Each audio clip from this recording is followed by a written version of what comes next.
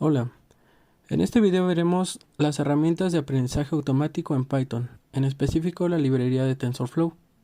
Los integrantes de mi equipo son de Jesús González Lisset, Morales López Eric, Vázquez Peña Iván Manuel y su servidor Gómez Cano Daniel Aarón.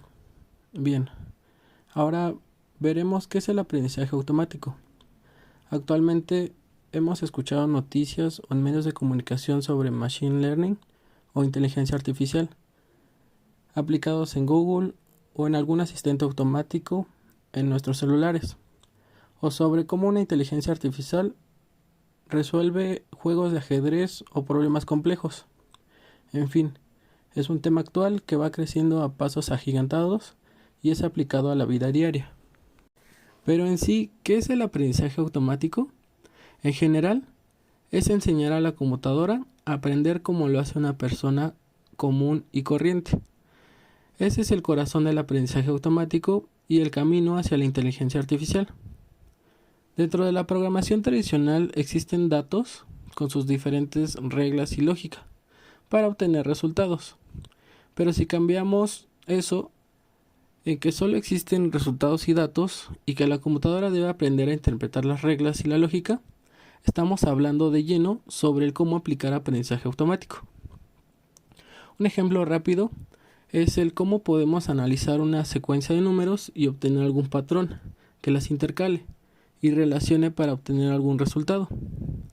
Le podemos enseñar a nuestra máquina mediante un código completo crear un modelo de aprendizaje automático que descubra la relación que hay entre los números y por sí misma obtener una lógica conforme a los datos y resultados que se le vayan dando.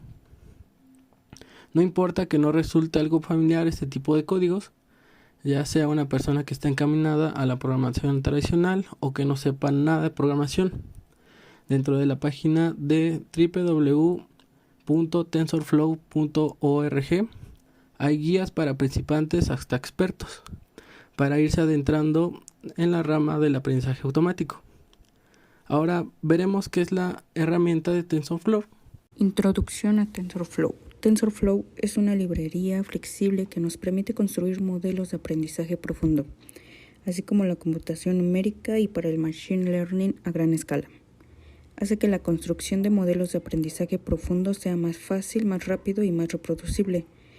Fue desarrollado por Google. Es un sistema de segunda generación liberado en 2015. La primera generación se llamaba Disbelief. Está creado en Python y en C. Puede correr múltiples procesadores y tarjetas gráficas con extensiones opcionales de CUDA, arquitectura unificada de dispositivos de cómputo. ¿Cómo funciona? Debido a que TensorFlow es multiplataforma, las aplicaciones de TensorFlow se pueden ejecutar en Windows, Linux, Mac, Android e iOS. Proporciona una API en Python, así como en C, Java y Go. Permite a los desarrolladores crear gráficos de flujo de datos, estructuras que describen cómo son los datos que se mueven a través de un gráfico o una serie de nodos de procesamiento. Las bibliotecas de transformaciones que están disponibles a través de TensorFlow están escritas como binarios en C++ de alto rendimiento. Python solo dirige el gráfico en estas piezas y proporciona abstracciones de programación de alto nivel para concretarlas entre sí. ¿Qué es una red neuronal? Las redes neuronales son sistemas computacionales que componen neuronas artificiales, las cuales están conectadas entre sí. Estos están basados en el sistema básico del funcionamiento del cerebro humano, el cual está compuesto de neuronas. La neurona es una unidad que sirve para computar, en este caso, dentro de las redes neuronales, pues información. Estas se componen de sobre todo, de tres factores que son la capa de entrada, que es la que es encargada de tomar los datos, la capa de procesamiento o capas ocultas. En estas capas vamos a encontrar todas las operaciones que sean necesarias para poder procesar los datos que hayan sido ingresados previamente por la capa de entrada. Y posteriormente tendremos la capa de salida.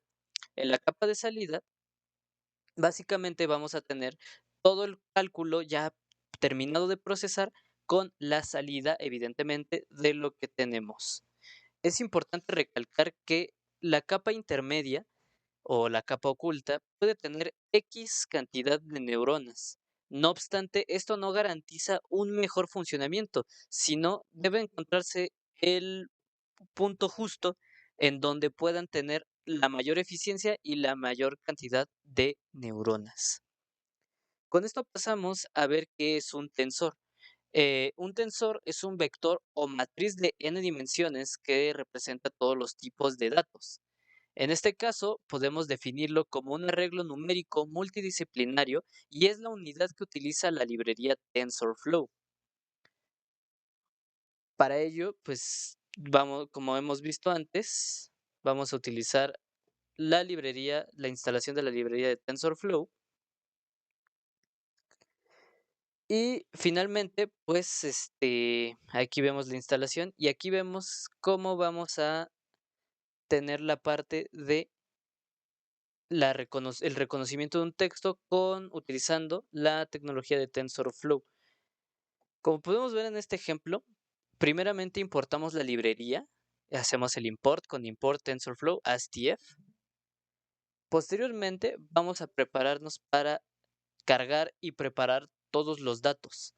Esto lo vamos a hacer mediante un entrenamiento, los vamos a cargar en las variables xtrain, gtrain, xtest y ytest, los cuales vamos a cargar con TensorFlow.keras datasets, que es básicamente un conjunto de datos que nos otorga directamente TensorFlow. Después de ello, vamos a hacer en las variables de xtrain, una vez que ya tenemos guardadas este conjunto de datos que es del dataset de TensorFlow, concretamente el de Keras. El de Keras, concretamente, olvidé mencionarlo, contiene imágenes de manos haciendo, pues básicamente, eh, un número y están enumeradas del 1 al 10. Entonces, con esto vamos a entrenar el modelo. Vamos a hacer uso de la función reshape, que nos va a servir para comenzar a darle forma al dataset. Y sobre todo, también vamos a utilizar la función asType, en donde vamos a asignar estos valores como un float de 32 caracteres. Una vez que ya lo tenemos eso, pues lo vamos a dividir entre 255, que es la cantidad de bits que almacenan estas imágenes. Y ahora sí ya podemos comenzar a crear el modelo. En este caso, pues seguimos importando de Keras el modelo secuencial. Este tiene principalmente la característica de ser pues sencilla su implementación y ser extremadamente bueno para el reconocimiento de imágenes. Posteriormente vamos a activar densidades, vamos a añadir densidades al modelo. Básicamente aquí estamos seteando las variables, perdónenme, estamos seteando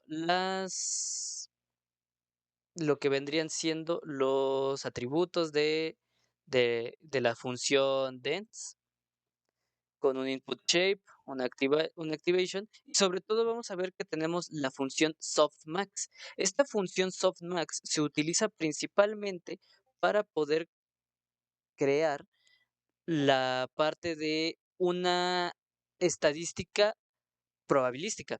¿Esto qué quiere decir?